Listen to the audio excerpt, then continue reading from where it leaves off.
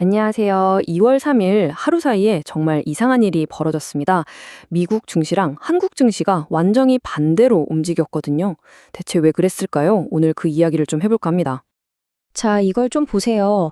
같은 날인데 미국 기술주는 크게 떨어졌는데 한국 증시는 정말 불기둥처럼 솟아올랐습니다.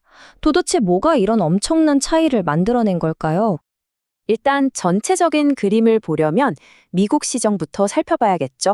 거기서 무슨 일이 있었는지 먼저 짚어보겠습니다. 이게 좀 아이러니한데요. 다우지수는 사상 최고치를 찍었는데도 불구하고 투자자들 사이에서 일부 빅테크 실적에 대한 불안감이 확 퍼진 거예요. 그러면서 기술주들, 특히 AI랑 소프트웨어 관련주들이 줄줄이 하락한 거죠. 자, 그럼 이제 시선을 한국으로 돌려볼까요? 여기선 정말 완전히 다른 이야기가 펼쳐집니다. 이걸 보면 정말 시장이 롤러코스터 같다는 말이 딱 맞죠? 이른바 워시 쇼크 때문에 불과 하루 전만 해도 공포 그 자체였는데 24시간 만에 분위기가 180도 바뀌어서 완전한 축제 분위기가 된 겁니다. 여기서 핵심 단어가 바로 이 매파라는 건데요. 이게 뭐냐면 금리를 올려서라도 물가를 잡아야 한다고 주장하는 사람들을 말해요. 이런 성향의 인물이 연준 의장이 될 수도 있다는 소식에 이제 돈줄이 되겠구나 하는 공포감이 확산되면서 시장이 무너졌던 거죠. 아니, 그렇게 무너졌던 시장이 어떻게 하루 만에 그렇게 극적으로 반등할 수 있었을까요? 여기에는 두 가지 강력한 힘이 작용했습니다. 하나는 정부의 밸류업 정책에 대한 기대감, 그리고 또 하나는 반도체의 슈퍼사이클에 대한 시장의 아주 굳건한 믿음이었죠. 이번 상승장을 이끈 쌍두마차라고 할 수 있겠죠. 바로 증권주와 반도체주입니다. 증권주는 정부 정책 효과를 톡톡히 볼 거라는 기대감에 반도체주는 말할 것도 없이 엄청난 성장세에 힘입어서 시장을 끌어올렸습니다. 실제로 전문가들 의견도 거의 일치해요. 지금 AI 때문에 반도체 수요는 폭발하는데 공급은 못 따라가고 있잖아요. 그래서 올해 이익이 가장 많이 늘어날 섹터로 다들 반도체를 꼽고 있는 겁니다. 앞으로도 시장을 주도할 거라는 거죠. 심지어 장기적인 전망은 더 어마어마합니다. 일부에서는 역대 가장 긴 반도체 호황기가 올 거다.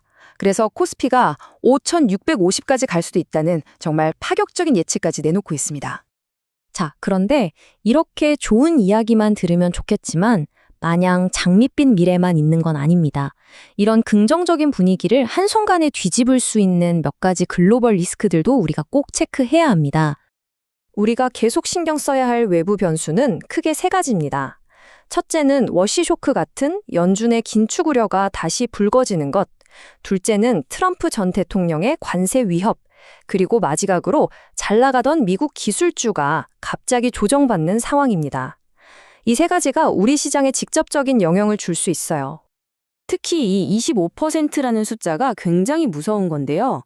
만약 트럼프 전 대통령이 재집권해서 정말로 반도체 같은 우리 주력 수출품에 25% 관세를 매긴다? 이건 정말 우리 핵심 산업의 수익성에 치명타가 될 수 있습니다. 자, 그럼 이렇게 복잡한 상황 속에서 우리는 어떻게 해야 할까요? 지금부터 투자자들을 위한 단기, 장기 전략을 한번 정리해 보겠습니다. 단기적으로는 일단 좀 신중하고 영리하게 움직일 필요가 있어요. 한 번에 올인하기보다는 나눠서 사는 분할 매수, 기본이죠. 그리고 3월에 발표될 4분기 실적이 좋은 기업들을 눈여겨봐야 합니다.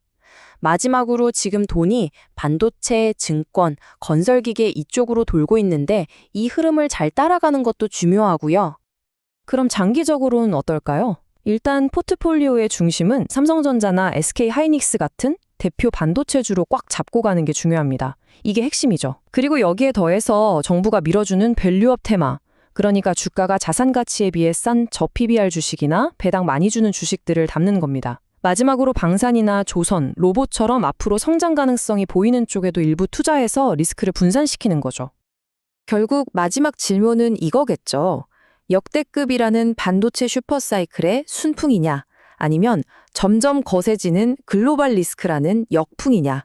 과연 어떤 힘이 앞으로의 시장을 결정하게 될까요? 우리 모두가 지켜봐야 할 부분입니다.